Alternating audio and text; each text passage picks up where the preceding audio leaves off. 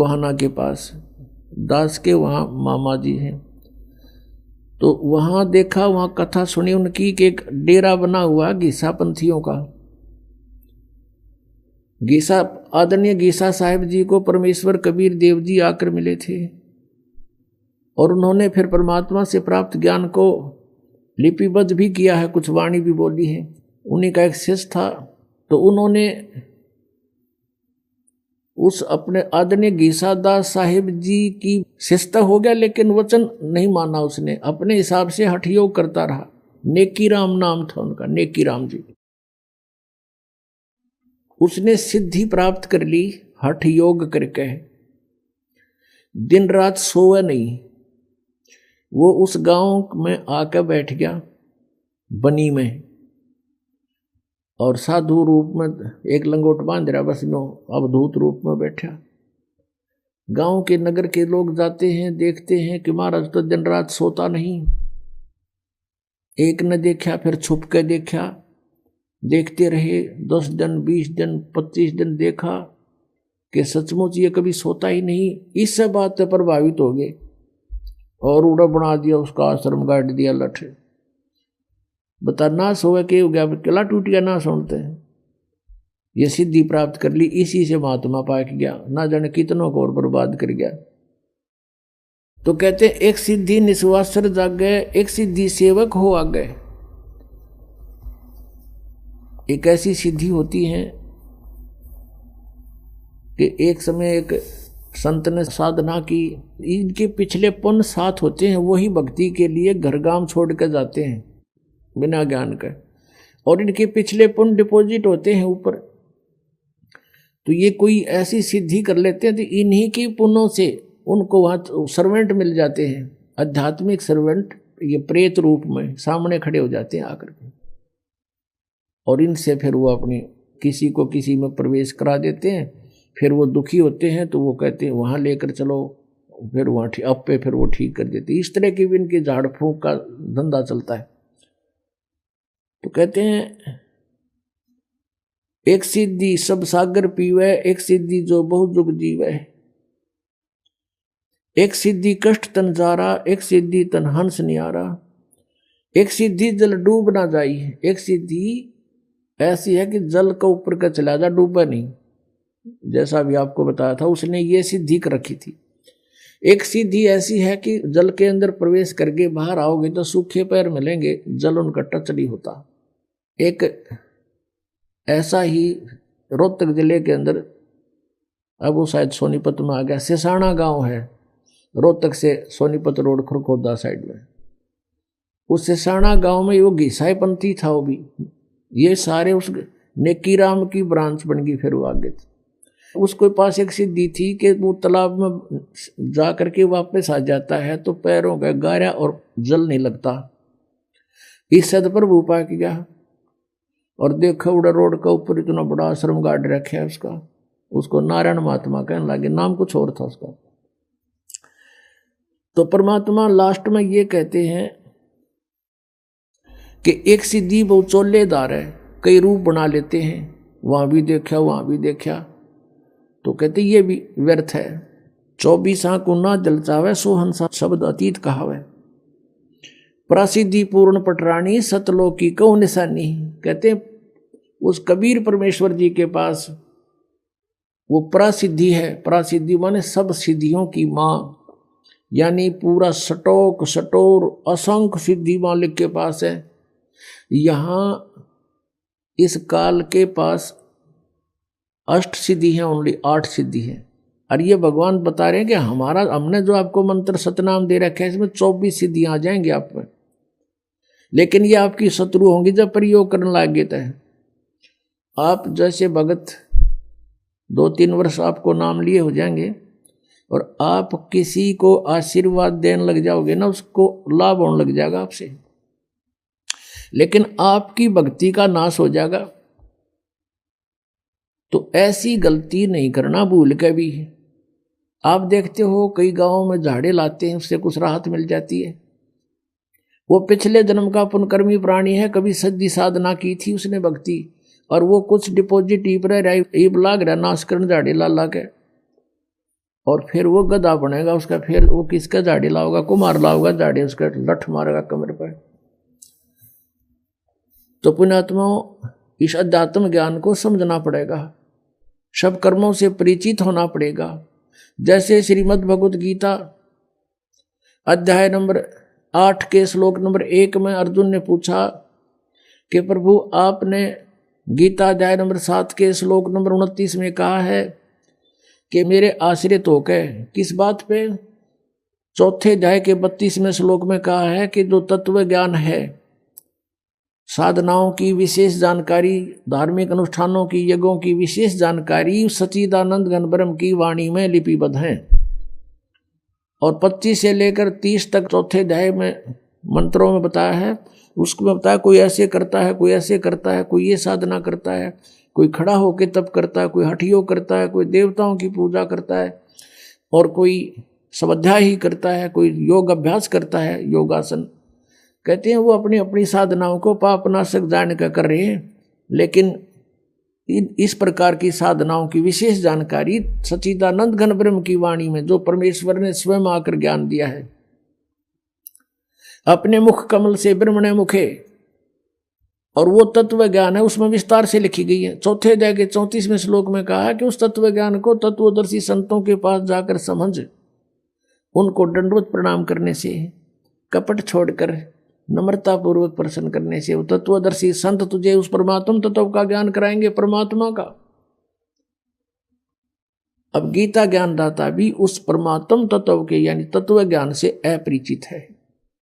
अब उसने कहा 7वें अध्याय के 29वें श्लोक में कि जो मुझ पर आश्रित होकर मैं जो कह रहा हूं इस ज्ञान को आधार बनाकर तत्वदर्शी संतों से वो मिल लेता है, तो फिर वो क्या होता है कि वो मम मेरे ज्ञान के आश्रित होकर के, और जो जरा मरण मोक्षाय यतंती थे, जरा माने बुढ़ापा, मरण माने मृत्यु, बुढ़ापे और मृत्यु के दुख से बचने का जो प्रयत्न कर रहे हैं, उसी के लिए साधना करते हैं, संसार की और किसी वस्तु की डिमांड नहीं करते, वे तत्परम विदु और अखिल अध्यात्म, वो पूरे अध्यात्म को जानते हैं और सब कर्मों से परिचित हैं, पूरे अध्यात्म ज्ञान से परिचित हैं, और वो तत्ब्रह्म से परिचित हैं, वही जरा और मरण के लिए प्रयत्न कर रहे, छूटने के लिए।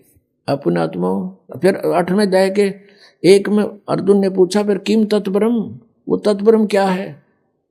8वें अध्याय के 3 श्लोक में उत्तर दिया, वो परम अक्षर ब्रह्म है, जो गीता ज्ञानदाता स्वयं बता रहा है, वही कोई और है। फिर 8वें अध्याय के 5 और 7 मंत्र में गीता ज्ञानदाता कहता मेरी भक्ति करनी है, मुझे ही प्राप्त होगा, युद्ध भी करना पड़ेगा, यहां शांति नहीं हो सकती, और मेरी साधना करनी है। 8वें अध्याय के 13वें श्लोक में बताया कि ओम इति एकाक्षरम ब्रह्म विवरण माम अनुसमरण ये प्रयाति तदंदेहम सयाति परमाम गतिम। माम ब्रह्म माने मुझ ब्रह्म का, ओम इति एक अक्षरम, केवल ये ओम एक अक्षर है, और उच्चारण करके सिमरण करता हुआ ये प्रयाति तदंदेहम, जो शरीर छोड़कर जाता, सयाति परमाम गतिम, ओम से मिलने वाली परम गति, यानी ओम से जो कुछ भी सुप्रीम अंतिम राहत मिलनी है वो प्राप्त हो जाएगी। वो क्या होगी? ब्रह्मलोक प्राप्ति होगा। 8वें अध्याय के 16वें श्लोक में लिखा है कि ब्रह्मलोक पर्यंत भी ये पुनरावृत्ति में, वहां गए हुए प्राणी भी जन्म मृत्यु में आते हैं, यानी पूर्ण मोक्ष नहीं हुआ। मोक्ष नहीं हुआ तो शांति नहीं हुई, जन्म मृत्यु रहा तो शांति नाम की चीज नहीं। इसलिए गीता नंबर 8 के श्लोक नंबर 5 और 7 में अपनी स्थिति बताता है, मेरी भक्ति कर ओम नाम तय और मुझे प्राप्त होगा। और युद्ध भी करना पड़ेगा भाई, युद्ध भी कर। 8वें अध्याय के 8, 9, 10 3 मंत्रों में श्लोकों में तुरंत कहा कि उस परमाक्षर ब्रह्म की साधना करनी है तो उसको प्राप्त होगा, उसकी भक्ति करनी है तो उसको मिले, वो मिलेगा आपको, और मेरी करेगा तो मेरे पास रहेगा। ये नियम है। अंत समय में जिसमें जिसकी भावना रह जाएगी, आस्था रह जाएगी, उसी को प्राप्त होगा। उसके लिए उसका मंत्र बताओगे तत्वदर्शी संत, और संकेत बता दिया 17वें अध्याय के 23वें श्लोक में गीता जी में, उस ब्रह्मण परम अक्षर ब्रह्म को पाने का ओम तत्सत, ये 3 मंत्र की साधना है। ओम त ब्रह्म का, सरपुरुष का, जैसे गीता जी अध्याय नंबर 15 के श्लोक नंबर 16 और 17 में 3 पुरुष हैं, 3 पुरुष हैं, सरपुरुष, अक्षर पुरुष, परम अक्षर पुरुष। सरपुरुष और अक्षर पुरुष सरपुरुष तो ये ब्रह्म है, इसका ओम नाम है। ओम तत् सत, तत् ये अक्षर पुरुष का है, ये सांकेतिक है, कोड वर्ड है। और अक्षर पुरुष का, परम अक्षर पुरुष का जो है वो सत है। ये तत् और सत तो सांकेतिक है, कोड वर्ड ये दास बताएगा। इस विश्व में इस दास के अतिरिक्त किसी के पास ये मंत्र नहीं है। और इस दास से परिचित होकर उपदेश लेकर कोई अपने आप संत बन गया, नाम देने लग गया, वो सबसे बड़ा शत्रु है आपका। आप समझदार हो, इस बात को खूब समझते हो कि अनधिकारी से तो आप एक लाइसेंस बनवा के दिखा दो, वो कहीं चलेगा नहीं, आप भी अंदर वो भी अंदर। लास्ट में जब पकड़े जाओगे, पकड़े जब जाओगे जब यहां से शरीर छोड़कर जाओगे। तो कोई भी आज इस दास के अतिरिक्त परमात्मा ने किसी के ऊपर ये मेहर नहीं की। हाँ, पहले महापुरुष मिले थे जिनको, उनको भी ये शरीर सभी नाम दिए थे, उनका कल्याण हुआ, लेकिन उनको मना कर दिया था कि अभी इस मंत्र का को डिस्क्लोज ना करना। धर्मदास तो लाख दुहाई, ये सार नाम कितबार ना जाई, सार नाम बार जो पढ़ी, ये बिचली पीढ़ी हंस नहीं तरही। अब ये बिचली पीढ़ी आ गई पुण्यात्मा, जहाँ आपका जन्म है। प्रथम पीढ़ी में परमात्मा स्वयं आए थे, प्रथम चरण में कलयुग के। अब ये बीच की पीढ़ी है, लास्ट की पीढ़ी नास्तिक हो जाएगी बिल्कुल, जो अब पार हो गए सो हो गए। ये हजारों वर्ष चलेगा, ऐसी बात नहीं है। परमात्मा का ये मार्ग एक पूरे विश्व में बहुत शांति होगी। हाहाकार या माया की दौड़ लग रही है, या खत्म हो जाएगी। शांति से सब भक्ति करा करेंगे, चोर उचक्के ये सब खत्म हो जाएंगे, क्योंकि हम परिचित हो जाएंगे। अगर किसी की आज हम चोरी करते, अगले जन्म में गधा बन कर देना पड़ेगा, कौन समस्या मोल लेगा? अनजान बच्चे जिनको ज्ञान नहीं, वही बिजली के नंगे तार को छूते हैं। तो गीता जी अध्याय नंबर 8 के श्लोक नंबर 8, 9, 10 में कहा है कि वो ओम तत्सत का 3 मंत्र का जाप है। और वो बताओगा तत्वदर्शी संत, मैं नहीं परिचित उससे, उसकी भक्ति करनी है तो उसी को प्राप्त होगा। उसके लिए तत्वदर्शी संतों ने खोज ले, फिर वो जैसे बताए तू ऐसे कर ले। अब वो ना अर्जुन ने मेरा ना वो बतावे, तो अर्जुन आखिर में हार मान ली कि भगवान मैं आपकी जैसे कहोगे न्यू कर लूंगा, कर लेगा ठीक से, तू वहीं का वहीं रहा। तो कहने का भाव ये है कि हमने उस तत्ब्रह्म से और इस सारे कृष्णम अध्यात्म यानी सारे अध्यात्म और अखिल कर्मों से, इन सब कर्मों से परिचित होना पड़ेगा। और उस तत्ब्रह्म से इनसे परिचित कराने के लिए आपको ये तत्व ज्ञान सुनाया जाता है सत्संग में बुला के। अपने आत्मा सबसे पहले हमने भगवान को पहचानना है। और किस परमात्मा की भक्ति करें, यानी किसी से आप जाओ, कोई संत है, सभी कहते हैं बदले रे भगवान तेरा काम आओगा। सभी कहते हैं कि भक्ति कर ले भाई, परमात्मा का नाम लेना चाहिए। फिर नाम क्या है? हरे राम हरे कृष्ण, कृष्ण कृष्ण हरे हरे, सीताराम राधे श्याम, राधे राधे श्याम मिला दे। बताओ ये नाम दे। कहते गीता और भागवत पढ़े ना बूझे शब्द ठिकाने नू। गीता पढ़े और गीता में मंत्र के बता रखा केवल ओनली वन ओम। उस परम अक्षर ब्रह्म के पाने का 3 मंत्र का जाप है, उससे वो खुद परिचित नहीं। तो गीता जी अध्याय नंबर 8 के श्लोक नंबर 8, 9, 10 में कहा है कि जब तत्वदर्शी संत तुझे मिल जाए और उनसे वो मंत्र प्राप्त करके फिर उसकी भक्ति करेगा तो उसको प्राप्त होगा, परम अक्षर ब्रह्म को, परम जीव पुरुष यानी उस मूल रूपी भगवान जड़ रूपी परमात्मा को प्राप्त हो जाएगा। और उस परमात्मा के जहां जाने के बाद लौटकर फिर संसार में कभी प्राणी नहीं आते। गीता ज्ञानदाता अपनी जानकारी दे रहा है गीता जी अध्याय नंबर 4 के श्लोक नंबर 5 और 9 में, और श्रीमद् भगवत गीता अध्याय नंबर 2 के श्लोक नंबर 17 में, गीता जी अध्याय नंबर 10 के श्लोक नंबर 2 में ये कहता है कि अर्जुन तेरे और मेरे बहुत जन्म हो चुके हैं, तू नहीं जानता मैं जानता हूं। और 10वें अध्याय के दूसरे श्लोक में गीता जी में कहा कि मेरी उत्पत्ति को ना ये देवता जानते और ना ये सिद्ध जानते, क्योंकि ये सब मेरे से उत्पन्न हुए हैं, मैं इनका आदि कारण हूं। तो पुण्यात्माओं, संतान अपने पिता की उत्पत्ति को नहीं जान सकता और पिता की उत्पत्ति को पिता का पिता यानी दादाजी बता सकता है, तो उस परमेश्वर ने स्वयं आकर के इस ब्रह्म की उत्पत्ति बताई है। अपने आत्मा परमात्मा ने स्वयं आकर के अपना ज्ञान दिया, और हमारे सदग्रंथ भी स्थान स्थान पर ये प्रमाणित करते हैं, लेकिन उन सदग्रंथों को हम समझ नहीं सके क्योंकि हमारे पास ये सृष्टि रचना रूपी या मास्टर की नहीं थी, या मास्टर चाबी नहीं थी हमारे पास। ये सृष्टि रचना जो है पूरे अध्यात्म मार्ग को समझने की एक मास्टर की समझो, और जब तक ये नहीं समझ में आओगी इतने हम किसी सदग्रंथ को नहीं समझ सकते। अब जैसे गीता ज्ञानदाता कहता है कि मेरी उत्पत्ति को ये ऋषि और ये देवता ब्रह्मा विष्णु महेश ये नहीं जानते, क्योंकि ये मुझसे उत्पन्न हुए। 10वें अध्याय के दूसरे श्लोक में गीता जी ने कहा। तो इसे सिद्ध हो गया कि गीता ज्ञानदाता नासवान है, इसका जन्म मृत्यु होता है। ये ब्रह्म है, श्री कृष्ण जी में प्रवेश करके ब्रह्म बोल रहा है। गीता जी अध्याय नंबर 8 के श्लोक नंबर 13 में ये खुद कहता है कि ओम इति एकाक्षरम ब्रह्म विभारण माम अनुस्मरण ये परियाति तजंदेहम सयाति परमाम गतिम। और फिर श्री शिव महापुराण गीता प्रेस गोरखपुर से प्रकाशित में ये 26 पृष्ठ पे खुद कहता है अपने आत्माओं इस पूर्ण अध्यात्म ज्ञान से परिचित कराना आपको दास का उद्देश्य है। और यही सदग्रंथ बताते हैं कि जब तक उससे पूर्ण परिचित नहीं होते तो तुम भक्ति पर नहीं लग सकते। गीता जी अध्याय नंबर 2 के श्लोक नंबर 53 में कहा कि अर्जुन, जिस समय तेरी बुद्धि भिन्न भिन्न प्रकार के भ्रमित करने वाले वचनों से हटकर एक परमात्म तत्व के उस तत्व ज्ञान के ऊपर आश्रित हो जाएगी, यानी दृढ़ हो जाएगा, तब तो तू योग को प्राप्त होगा, तब तो तू भक्ति प्रारंभ करेगा, स्टार्ट होगी तेरी भक्ति। जब दृढ़ भक्त बनेगा तो आपको दृढ़ भक्त बनाने के लिए ये अध्यात्म ज्ञान, जो कृष्णम अध्यात्म यानी संपूर्ण अध्यात्म ज्ञान आपके रूप कराया जा रहा है। अब देखिए थोड़ा सा लिंक इससे संबंधित हो गया।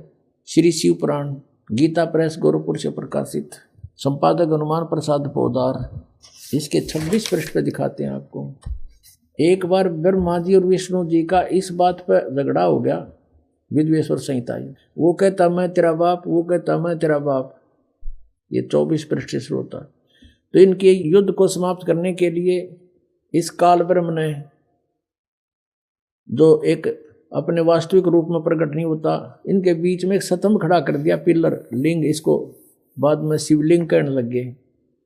फिर ये युद्ध करके खड़े हो गए। फिर वो खुद आकर प्रकट हो गया शिव रूप में, यानी सदा शिव रूप में। जैसे ब्रह्मा विष्णु को मिला तो शिव रूप में प्रकट हो जाता है, ये ऐसे लीला करता है। अब 25 नंबर पृष्ठ पर आपको दिखाते हैं, यहाँ से थोड़ा सा लिंक है इसका। गीता प्रेस गोरखपुर से है, विद्वेश्वर संहिता। ब्रह्मा और विष्णु ने पूछा, प्रभु सृष्टि आदि 5 कृत्यों के लक्षण क्या हैं, ये हम दोनों को बताइए। शिव भगवान शिव बोले, ये काल प्रकट हो गया ब्रह्म शिव रूप में, इनको धोखा देने के लिए। मेरे कर्तव्यों को समझना अत्यंत गहन है, तथापि मैं कृपा पूर्वक तुम्हें उनके विषय में बता रहा हूँ, सुनो। आगे बताती हूँ। ये 26 पृष्ठ है। ब्रह्मा और विष्णु को कहता है, ये काल ब्रह्म पुत्रों, तुम दोनों ने तपस्या करके प्रसन्न हुए मुझ परमेश्वर से। अब परमात्मा कहते हैं, ये ज्योत स्वरूपी का निरंजनमय ही करता भाई, ये अपने आप को परमेश्वर कह रहा है यहाँ पर। मुझ परमेश्वर से सृष्टि और सतिथि नामक 2 कृत प्राप्त किए हैं, ये दोनों तुम्हें बहुत प्रिय है। इसी प्रकार मेरी विभूति रूप स्वरूप, यानी मेरे जैसी शकल के रुद्र और महेश्वर ने 2 अन्य उत्तम कृत संहार और तिरोभाव मुझसे प्राप्त किए हैं, परंतु अनुग्रह नामक कृत कोई दूसरा नहीं प्राप्त कर सकता। आगे देखो, ऐसे सिद्ध हो गया कि यहाँ ये पुराण का वक्ता जो है, पुराण जो बोलने वाला है, ये ब्रह्मा विष्णु से और रुद्र और महेश से न्यारा है।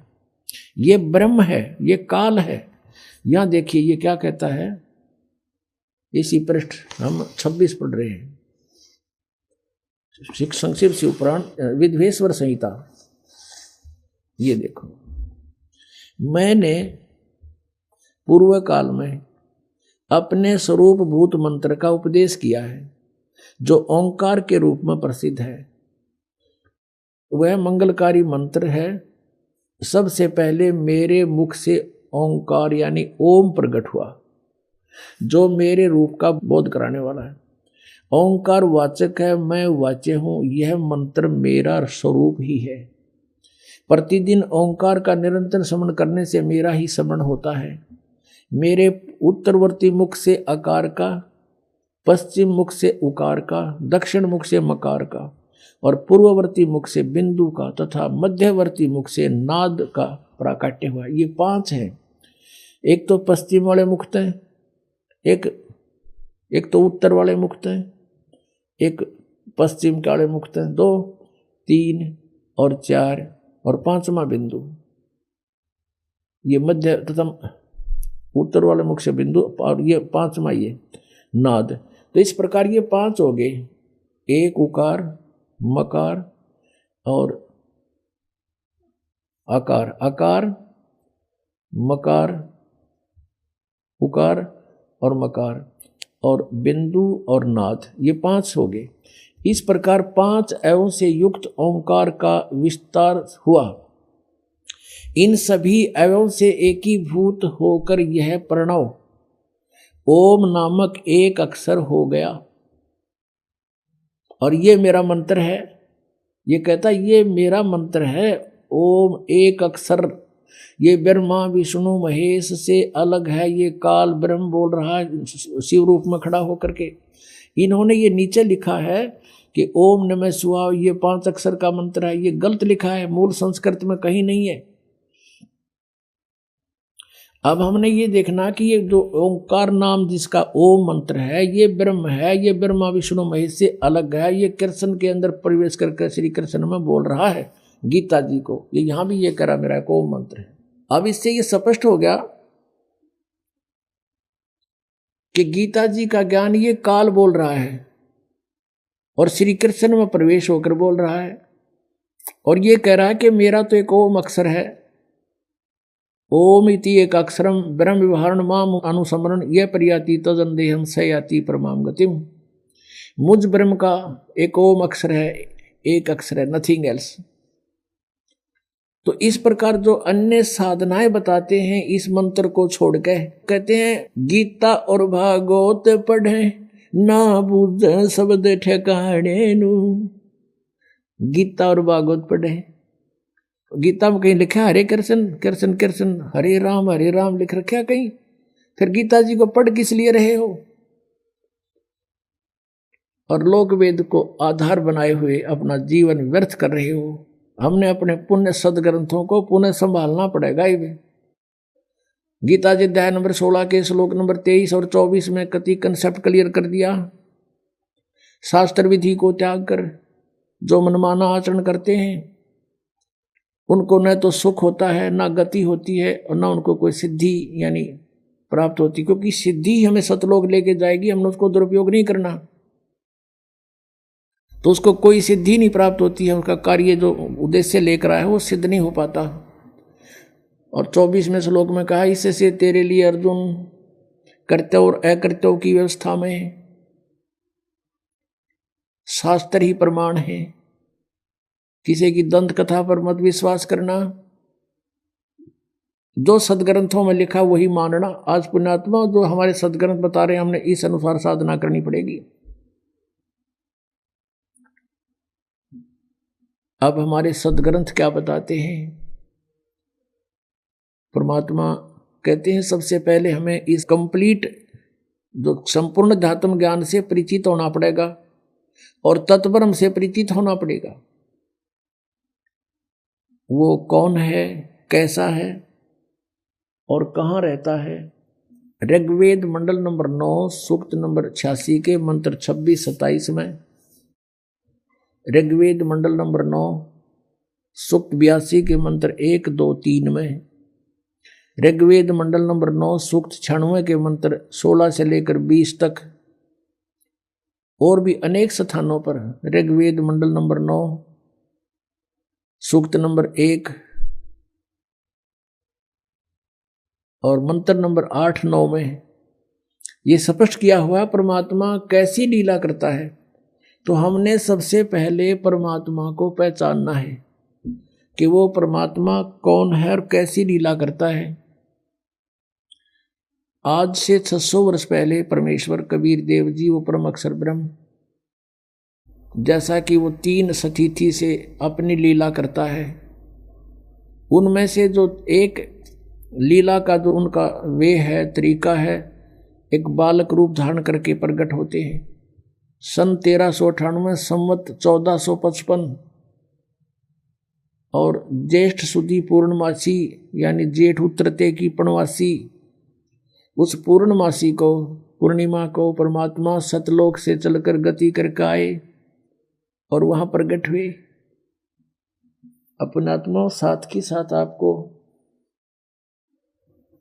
सदग्रंथों से परिचित कराना अनिवार्य है। दास का एक कर्तव्य बनता है। आपको शिक्षा इसलिए परमात्मा ने दिलाई है कि आप परमात्मा पहचान लो। न इस रोजी रोटी के लिए इस शिक्षा की कतई जरूरत नहीं थी। पहले हमारे पूर्वज थे, अपना सिंपल वे से कच्ची झोपड़ी डालकर मकानों में गुजारा करते थे। 20-20, 10-10 पीढ़ी ऐसे पार होगी, निकल गए यहाँ से कब टाइम पास करके।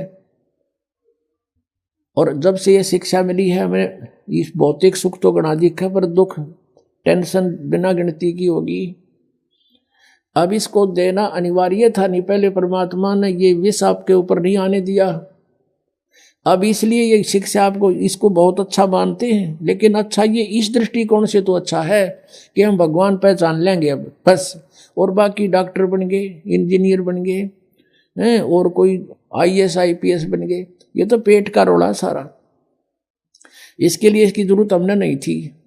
अपना 2 रोटी चाहिए थी आराम से, और सिंपल वे से रहता वो जीव सुखी है। इन कोई भी सुखी नहीं प्राणी, चाहे कितना आप बड़ा अफसर हो, अधिकारी हो, चाहे मंत्री हो, चाहे मुख्यमंत्री हो, वो सुख नाम की चीज नहीं उनके पास। क्योंकि हमें पता नहीं, परमात्मा ने हमें बताया कि 21 ब्रह्मांड में सुख नाम की चीज नहीं है, कभी भूल लाग रही हो तुम्हारे। लेकिन ये शिक्षा जो मिली है, इसका उद्देश्य ये है कि हम भगवान पहचान लेंगे, अपना पीछा छुटवा लेंगे और वहां चले जाओगे जहां जरा और मरण नहीं होता, वहां वृद्धावस्था नहीं होती, वहां पर मृत्यु नहीं होती। तो फिर हम वही ना रहेंगे। यहाँ क्या करेंगे? यहाँ जो कितना सुखी है आपके पास, बच्चे भी हैं, संतान अच्छी है आपकी, और खूब यहाँ संसारिक भौतिक सुख भी है। कल मृत्यु हो जा, भक्ति बिना अगले दिन गधा बन गया, बता चाट ले उस ठाठ ने जो छोड़ के चला गया, क्या काम आया आपके? तो परमात्मा कहते हैं हम जब मृत्यु तो होगी होगी, ये परिवार भी आपके साथ नहीं जाएगा। ठीक है, इसमें रहते हुए बच्चों को भी इस मार्ग पर लगाओ, इसी सीढ़ी पर चढ़ा दे उनको भी, और आशा करे कि दोबारा यहाँ नहीं आएंगे। हे भगवान, सपने में भी नहीं सोचा फिर जन्म हो मेरा आया, फिर जन्म हो गया, या दुर्गति फिर शुरू है जो सफर कर रहे हो आप। ना जाने कब ये पूरा हो जा, कब छोड़ के जाना पड़ जा। ऐसी कैर में हम रह रहे हैं, हर कति निश्चिंत ठाठ बना रहे हैं, नाचे कूदे भंगड़े पावे ऐसे गंदे लोक में, और नाचन कूदन का, गाने सुने, फिल्म देखे, ये कैसी रुचि बन जाती है आप लोगों की। फिर आपका छींट नहीं लाग रही इस ज्ञान की। आपने समझा नहीं इस परमात्मा क्या कहने आए थे हमारे लिए, तुम कहाँ पड़े हो और निकलो यहाँ से। फिर हमारा छींट नहीं लगी अभी, तो हमारे गहराई से जख्म बनना चाहिए अंदर शरीर में, आत्मा में, कि हम कहाँ रह रहे हैं। नानक साहब जी से पूछा था कि आप यहाँ हमेशा मायूस से रहते हो, तब उन्होंने कहा था भाई मायूस क्यों ना रहे, ना जाने यहाँ के बिजली पड़ जाए 1 मिनट में, ना जाने काल की कर डारे किस विध डल जा पासावे, और जिनाते सरते मौत खुड़कती उनानू केड़ा हंसावे। एक विवाह हुआ, विवाह की तैयारी थी, लड़के वाले नाचे कूदन डीजे ला रखे, बहुत मस्ता रखा। अगले दिन बारात जावे थी, 20 किलोमीटर गए थे अपने शहर से, वहां दुर्घटना होगी, दूल्हा भी मर गया और 5 और मर गए। पहले दिन तक डीजे बाजे नाचे थे, अगले दिन समाचार पेपरों में उनकी रोते हुए बिलखते हुए की चित्र देख के आत्मा रो रही थी कि भगवान, हे परमात्मा, बड़ी आँख खोल लिया आपने हमारी, कहते ना जाने काल की कर डारे, किस विध ढल जा पास आवे, और जिनाते सरते मौत खुड़क दी, उन्होंने केड़ा हासावे, 1 सेकंड का भरोसा नहीं के बिजली गिर जा, और या नाचे कूद फंड करे। तो बिना ज्ञान के नशे में आदमी ऐसी गलती कर सकता है। कबीर ये माया अटपटी सब गट आन अड़ी, और किस किस ने समझाऊं या कुएं भांग पड़ी। तो अब ये भांग को उतारने का एंटीबायोटिक कैप्सूल, ये प्रवचन और ये ज्ञान, ये मंत्र रूपी औषधि आपको कानों के माध्यम से प्रवेश की जा रही है। तो इससे जब पता चलेगा, अध्यात्म ज्ञान से परिचित होंगे, तब हम सफल होंगे। अब हमने ये देखना है कि वो परमात्मा जिसकी हम खोज कर रहे थे और जिसकी लीला हम कहाँ मानते थे, वेदों में, गीता जी में और पुराणों में, तो अब वही सदग्रंथ हम खुद पढ़ रहे हैं। अब हम खुद पढ़ रहे हैं और पढ़ का अपन निर्णय कर रहे हैं, क्योंकि हमारे पास वो मास्टर की है जिससे हम सब सदग्रंथों को समझ सकते हैं। वो हमारे पास पूंजी है, वो सृष्टि रचना जो परमात्मा ने स्वयं आकर बताई थी 600 वर्ष पहले, कि ऐसे ऐसे आप वहां रहा करते थे सतलोक में, वहां आपने गलती की थी, काल ने तप किया था, तुम उस पर आसक्त हो गए, भगवान से मन हट गया, इसके साथ आगे। और यहाँ फिर इसने तुम्हारे को दुखी इसलिए कर रखा है कि वो परमात्मा दुखी होगा जितना मैं इन न सताऊंगा। हमें जितना ये दुखी कर सकता उतना कर रहा है ये, और क्योंकि हम इसके नहीं हैं, हम अपने कबीर भगवान के बच्चे हैं। अब वो रोता है हमारे लिए, क्योंकि हम उसकी आत्मा है, गलती करके आ जरूर गए, लेकिन उसको भी दुख है।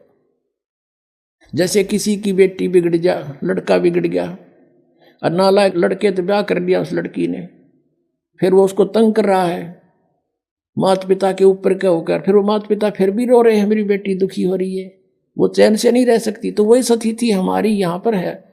तो ये इतना दुखी कर रहा है आपको, क्या हालत कर रखी है आपकी, जीना छोड़ रखा है, और हम फिर भी यही सोचते हैं कि ना ऐसा ही जीवन होगा। ये तो नरक भोग रहे हैं, चाहे यहाँ पर प्रधानमंत्री क्यों ना हो, 36 बीमारी पावेंगी, टेंशन सो की सो, घर में कोई और बीमारी पैदा हो रही होगी, ना जाने क्या घटना घट रही।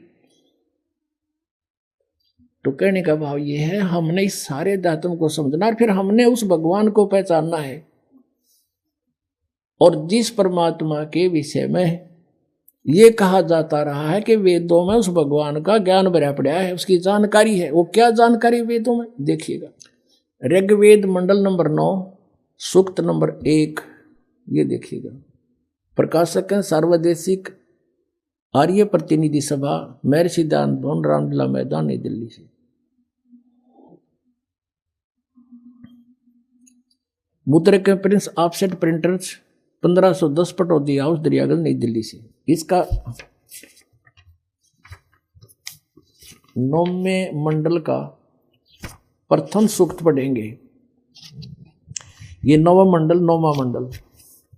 अब यहां से थोड़ा सा ये देखना है कि इन्होंने, क्योंकि ये भगवान को निराकार मानते रहे, इसलिए आगे चल के थोड़ा सा इन्होंने गड़बड़ की है, उसको यहां से पहचाना जाएगा। 1 नंबर मंत्र है मंडल नंबर 9 के सूक्त नंबर 1 का मंत्र 1। इसमें लिखा है कि हे परमात्मन, ठीक, यानी परमात्मा की जानकारी है ये। ऋग्वेद मंडल नंबर 9 सूक्त 1 मंत्र अब 2 पढ़ रहे हैं। इसमें लिखा कि हे परमात्मन आप, ठीक, और फिर तीसरे में हे परमात्मन आप, परमात्मन आप, चौथे में हे परमात्मन आप, यानी परमात्मा की महिमा चल रही है, और 5वें में हे परमात्मन आप तुमको, और फिर अब 6ठे में हे परमात्मन आप। अब 7वें में गड़बड़ होगी, इनके मुश्किल होगी, काके तो भगवान को साकार लिखा है। अब 7वें में लिखना शुरू कर दिया उस पुरुष को, पुरुष को गड़बड़ करनी शुरू कर दी ना। अब 8वें में फिर लिख दिया उस पुरुष को, यहां लिखना था उस परमेश्वर को। अब थोड़ा सा ये कंसेप्ट फिर क्लियर करना पड़ेगा।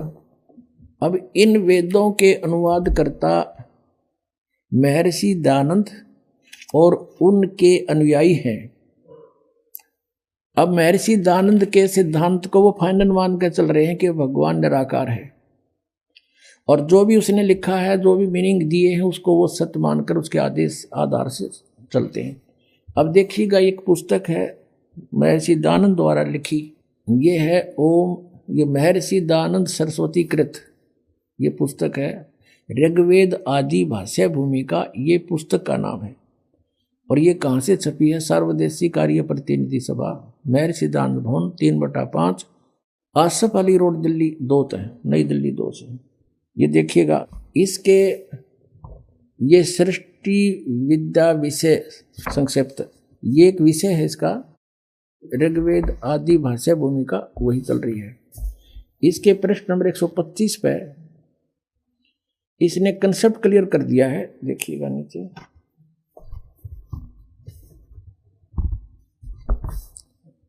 ये लिखा है यत पुरुष, और इसका अर्थ लिखा है पुरुष उसको कहते हैं जो सर्वशक्तिमान ईश्वर कहता है। अंडरस्टूड हो गया? पुरुष माने परमेश्वर, पुरुष उसको कहते हैं, दानंद की लिखी हुई है, अनुवाद किया हुआ है, जो सर्वशक्तिमान ईश्वर कहता है, यानी सर्वशक्तिमान। ये भी ना ईश्वर का वेरा था ना परमेश्वर का, फिर भी जो इनके अनुयायियों को ये मान्य है कि दानंद ने जो कहा वो सच्ची है, यानी पुरुष माने परमेश्वर। तो अब फिर पढ़ेंगे इसको। अब सिद्ध हो गया कि पुरुष माने परमेश्वर। अब हम यहाँ जहाँ पर इन्होंने गड़बड़ी करने की सोची है भी इसको इससे क्लियर कर लेंगे कि जहाँ पुरुष लिखा है ये परमेश्वर है, भगवान जो सर्वशक्तिमान का आता है वो उसको पुरुष कहते हैं। तो ये देखिए, अब हम वही आगे हैं, ऋग्वेद मंडल नंबर 9 सूक्त नंबर 1 का और मंत्र नंबर 6 तक तो ये परमात्मा लिखे गए। और 7वें में जब लागी लवा बात भगवान की साकार की सह शरीर की, वहाँ पुरुष लिखना शुरू कर दिया। क्यों? सोचा को व्यक्ति के बारे में बात होगी, पुरुष माने उस परमात्मा को। अब देखो 8वें में कमाल कर दिया, उस पुरुष को यानी उस परमेश्वर को उग्र गतियां प्रेरणा करती हैं। ये बताएंगे आपको सृष्टि रचना में कि सब बहुविध जीवन कीन पुकारा, तपशिला पर जल रहे थे जब हाहाकार मच रहा था, भगवान वहाँ उनकी उन परिस्थितियों को देखकर वहाँ आए अपना ज्ञान समझाने के लिए। तो उस परमेश्वर को, पुरुष माने परमेश्वर सिद्ध हो गया, उस परमेश्वर को उग्र गतियां प्रेरणा करती हैं, यानी कुछ ऐसी स्थिति बन जाती जैसे ही हाहाकार मच रहा, कुछ जीवन नहीं रहा प्राणी का, एक माया जोड़न का उद्देश्य बन गया। तो उस समय में परमात्मा या स्वयं आते हैं या अपना दास कोई भेजते हैं अपनी पावर दे करके। तो उस पुरुष को उग्र गतियां प्रेरणा करती हैं, जब परमात्मा स्वयं आते हैं उस समय का जिक्र है। और भासमान शरीर को यानी तेजोमय शरीर को वह पुरुष यानी वह परमात्मा प्राप्त होता है। पुरुष माने परमात्मा। क्लियर हो गया? अब देखो ऋग्वेद मंडल नंबर 9 सूक्त नंबर 1 का आगे हम पढ़ रहे हैं। और जिसमें 3 प्रकार से दूसरों का वारण माने कल्याण करने वाला मधु में शरीर मिलता है, मधु में यानी बड़ा प्यारा शरीर मिलता है। वो 3 प्रकार के शरीर से सबका सब व्यवस्था को संभालता है। ये भी क्लियर हो गया। फिर उसमें से दूसरी प्रकार की जो लीला है वो यहाँ लिखी है कि अभी अदन्या उत्सरंती धेनुव शिशुम सोम इंद्राय पातवे, उस सोम स्वभाव वाले श्रद्धालु पुरुष को, ये पुरुष हटा दिया यहाँ पर, अमर पुरुष लिखना था। सोम माने उस चंद्रमा के से शीतल स्वभाव वाले भगवान अमर पुरुष को, और पुरुष माने यहाँ पर परमेश्वर समझो। उस सोम स्वभाव वाले परमेश्वर को जो शिशु रूप में, शिशुम, ये शिशु मूल पाठ में शिशुम लिखा है, शिशुम कुमार अवस्था में ही, यानी जब वो बालक रूप में प्रकट होते हैं। अभी अधन्या, अधन्या माने बिना धनाई, जिसको सांड ने टच ना किया हो। कंवारी, अभी माने पूर्ण रूपेण, सब प्रकार से पूर्ण रूपेण अधन्या, जो सांड के द्वारा कभी सथाई ना गई हो। तो इस कहने का भाव कि कंवारी गायें गौवें, धेनु गौवें तृप्त करती हैं, उनकी परवरिश की लीला इन कंवारी गायों के द्वारा होती है जब परमात्मा सी स्वरूप धारण करके आते हैं। ये तो बता दिया वेदों ने, और 4 वेदों में इसका रह रहकर प्रकरण है, बहुत कोई प्रसंग है इसके। अब इसमें विशेष कंसेप्ट क्लियर है, इसलिए एक ही दिखाते हैं, समय आने पर फिर और दिखाया करेंगे। अब वो सूक्ष्म वेद में लिखा है उस परमेश्वर ने जो लीला की थी आज से 600 वर्ष पहले। और उस समय क्या हुआ था ये देखिएगा, ये सूक्ष्म वेद है, इसमें दिखाते हैं आपको कि जब परमात्मा शिशु रूप धारण करके कमल के फूल पर लहर तारा नामक तालाब में प्रकट हुए, वहां पर एक अष्टानंद नाम के ऋषि साक्षी हैं इस बात के कि कोई ऊपर से तेज का गोला आया और उसने देखा ऊपर वो नहा धोकर सुबह सुबह वक्त से उस तालाब पर एकांत स्थान पर प्राकृतिक शांति के अंदर बैठकर अपना साधना करने की चेष्टा कर रहा था। एकदम आकाश से एक प्रकाश का गोला सा आया, उसने देखा, ध्यान से आंखें बंद होगी। जैसे सूर्य की तरफ हम देखते हैं, देख नहीं सकते, आंखें बंद होती हैं, फिर भी उसमें सूर्य का जो आकार है वो दिखाई देता रहता रहकर ऐसा अंदर हमारे फीड हो जाता है प्रतिबिंब। महर्षि अष्टानंद जी जो रामानंद जी के शिष्य थे, उसने जो उधर देखा वो सहन नहीं कर सका उस तेज को। आंखें बंद हुई तो उसमें क्या देखा है कि नवजात शिशु बालक का रूप दिखाई दे रहा, ऊपर से आ रहा है। दोबारा देखता है, आंखें खोलकर क्या देखा कि वो प्रकाश एक कोने में लहर तारा तालाब में उसी में सिमट जाता है। वो उठकर चला जाता, अपने गुरु जी से प्रश्न करता है कि भगवान मैंने ऐसे ऐसे देखा। तो रामानंद जी कहते हैं कि बेटा ये कोई अवतार गण आते हैं ऊपर से, तब ये तारा सा टूटा करता है। कोई ऊपर से अवतार आए हैं और यहाँ किसी कोई देव आया होगा, किसी माँ से गर्भ लेगा और यहाँ अपनी लीला करेगा। तो इनको तो इतना ही पता है कि इनके भगवान माँ से ही जन्म लेते हैं और वो स्वयंभू परमात्मा है। स्वयंभू, उसका कोई जन्म प्रदान करने वाला नहीं, स्वयंभू स्वयं प्रगट है, स्वयं ही वो प्रगट है, कोई इसका जन्मदाता नहीं है। उधर से नीरू नीमा नाम के दो दंपति थे जुलाहे, वो स्नान करने के लिए वहां जाया करते थे। वो पहले ब्राह्मण थे, मुसलमानों ने उनको जबरदस्ती मुसलमान बना दिया था। वो भले ही मुसलमान बन गए थे लेकिन वो अपने आत्मा से भगवान शंकर को नहीं निकाल पाए थे, उन्हीं की अंदर से उसी की आराधना करते रहे। उस दिन भी उन्होंने यही कहा कि हे भगवान शिव जी, क्या हमारे लिए, उसकी पत्नी ने कहा, क्या आपकी दासी के लिए आपके घर पे बच्चों की कमी पड़ गई, हमें भी एक खिलौना दे देते, हमारा भी जीवनाधार बन जाता। ऐसे करते हुए लहर तारा तालाब पर पहुंचे। वहां क्या देखा, नवजात शिशु कमल के फूल पर पाया, घर ले आए। 25 दिन के हो गए, ना जल पीवे ना दूध पीवे और फले फूले ऐसे जैसे किलो दूध पीता हो बच्चा डेली, और स्वस्थ इतने। अब उसकी जो मुंह बोली माता नीमा बहुत दुखी होगी, बहुत बुरी तरह रोने लगी। हे भगवान शिव जी, आपने या तो सुनना नहीं था या तो ये देना नहीं था, अब दे कर ले रहे हो भगवान। अब मैं नहीं जीऊंगी इस बालक बिना, ना जाने इस बच्चे ने मेरे पर क्या जादू कर दिया, मैं इसके बिना जीवित नहीं रह सकती। 25 दिन हो गए, कुछ खाया नहीं, अब ये मरेगा साथ मरूंगी मैं, पक्का इरादा। तब परमात्मा ने प्रेरणा की, शिव भगवान को करे करावे साइया मन में लहर उठा। शिव जी एक साधु रूप बनाकर वहां प्रकट हो गए, क्योंकि वो शिव जी को याद करके रो रही थी। तो पूछा, माई क्या बात है, क्यों रो रही है? सारी कथा बताई, सारी कहानी बताई कि एक दिन हृदय से पुकार की थी, 60 वर्ष की आयु होगी, संतान नहीं थी। एक दिन प्रार्थना की थी अपने शिव भगवान से, उन्होंने हमारी सुनी। एक लहर तारा तालाब के ऊपर कमल के फूल पर बालक दे दिया। अब ये बच्चा कुछ खा पी नहीं रहा है, 25 दिन का हो गया महात्मा जी। अब ये मरने वाला है, गेल मैं मरूंगी, इसके साथ मरूंगी दरिया में डूब के, ये मेरा अटल इरादा है। तब उसने कहा, माई देखा तेरे बच्चे को, कहाँ है वो, लाई उठा के। माई ने सोचा महाराज के चरणों में डाल देती हूँ। जो ही उसने चरणों में डालना चाहा, परमात्मा आकाश में उड़ गए और शिव जी के सिर के पैर लला करके यहाँ ऐसे आकाश में हवा में स्थिर हो गए। तब शिव जी ने ऐसे किया, शिव जी के हाथों में आ गए। फिर परमात्मा बोले कि इनको कहो एक कंवारी गाय ले आवें और उसके ऊपर आप हाथ रख दियो महात्मा जी, वह दूध दिया करेगी, वह दूध पीऊंगा मैं। 7 बार बोले बच्चे, 7 बार चर्चा करी विष्णु परमात्मा ने शिव जी से, और वो देख रही, नीमा भी, नीरू भी आ गया। नीमा देख रही है, वही सोच रही है कि इस महात्मा में इसी करामात है, मेरा बेटा आकाश में उड़ा दिया, इसी महात्मा में ये करामात है, यूं बोल रहा है बच्चा 25 दिन का।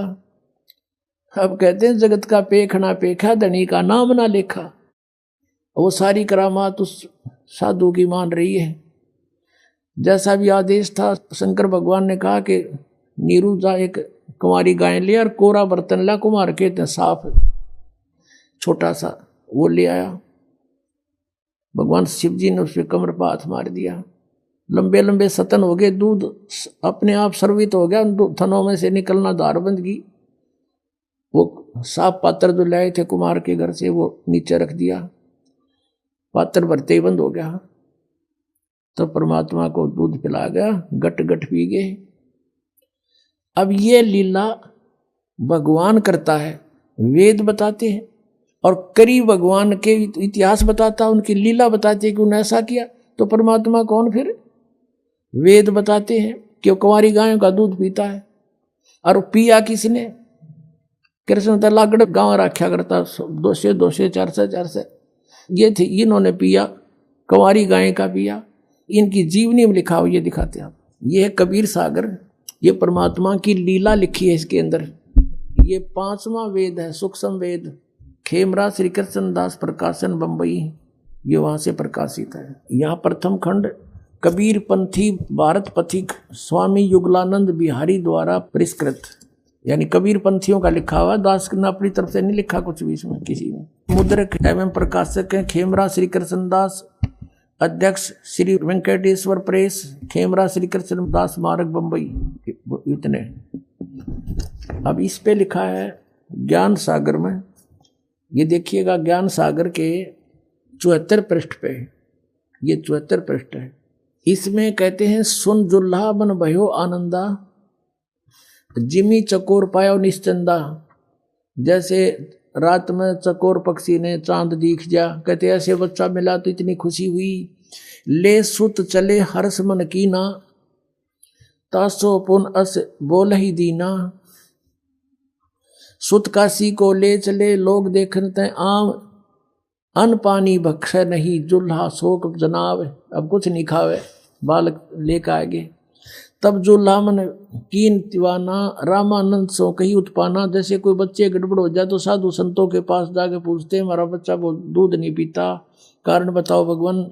महाराज जी तो मैं सुत पायो बड़ा गुणवंता, कारण कौन बखे नहीं संता। रामानंद से कहा कि महाराज जी हमारे बेटा बच्चा कुछ खा पी नहीं रहा, एक बालक मिला है मुझे कमल के फूल पर। रामानंद ध्यान तब धारा जुल्हा सो तब वचन उचारा, पूर्व जन्म तुम ब्राह्मण जाति, हरि सेवा की नी भली बाती। कुछ तुम सेवा हरि की चूका ता तो भय जुल्ह का रूपा। प्रीति प्रभु गई तो लीना, ताते उद्यान में सुत तो दीना। तेरी प्रीति को सुनकर भगवान ने जंगल में तुझे पुत्र दिया। हे प्रभु जस कीन तस पायो, आर्त हो तो दर्शन आयो। अब नीरू कह रहा है कि मेरे साथ जो बनी सो बनी, पर ये और दुख हो गया।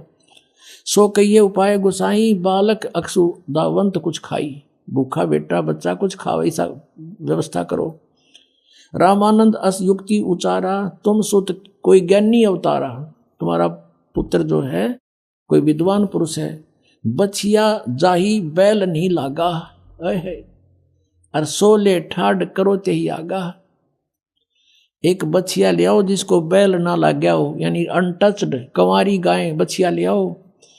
और दूध चले ते ही थनते दूध धरो छिपाई, अक्षुतावंत जब होवे ता कहें देव खवाई। अब जुल्हा एक बछिया ले आवा, और चलो दूत कोई मरम न पावा। चलो दूत जुल्हा हरसाना, राख छिपाई काहू नहीं जाना। अब ये है ना चला दूत, ये दूत कौन था? ये भगवान शंकर थे। अब इसकी पुष्टि पुण्यात्मा कबीर सागर परमेश्वर का विधान 5वां वेद और उनकी जीवनी है। इसमें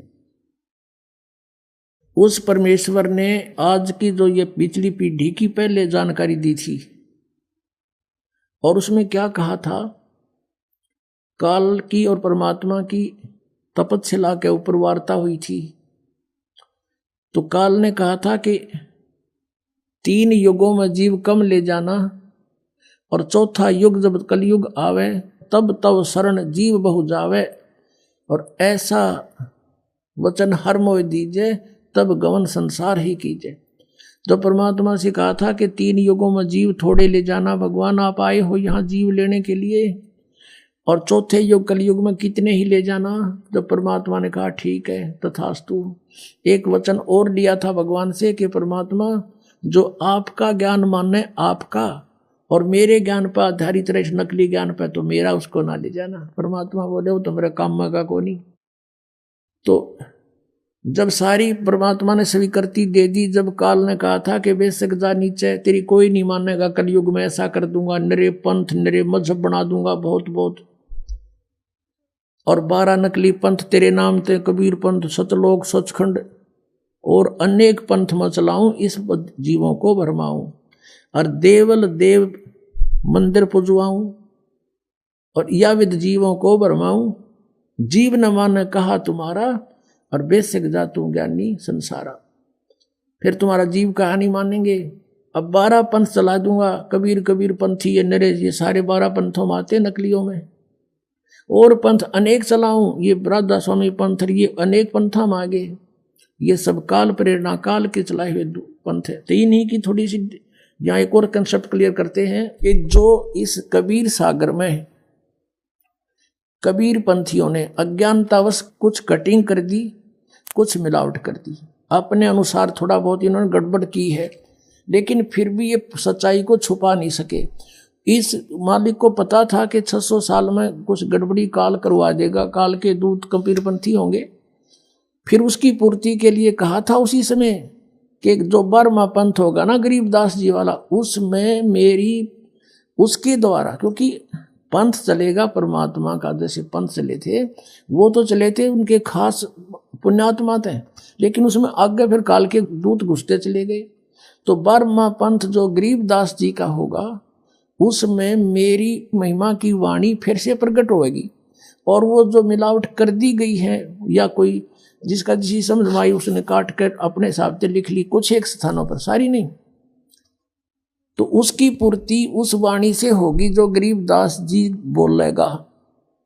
और वो ऐसा ही है। पहले ये दिखाते हैं कि 12 पंथ कौन कौन से हैं। अब देखिएगा ये वही कबीर सागर है, ये देखिएगा कबीर वाणी, एक अध्याय है इसमें कबीर वाणी, और ये 136 पृष्ठ पे है ये। अब नीचे देखेगा 12 पंथ चलो सो भेद, यानी 12 पंथ काल फुरमाना, और भूले जीव न जाए ठिकाना है। इन 12 पंथों में काल का फुरमान, काल का आदेश, उसका ज्ञान भरा रहेगा।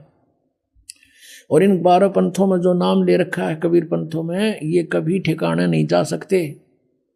ताते आगम कह हम राखा, वन समारा चूड़ामणि शाखा। यहाँ ठीक लिखा कि वन समारा चूड़ामणि शाखा।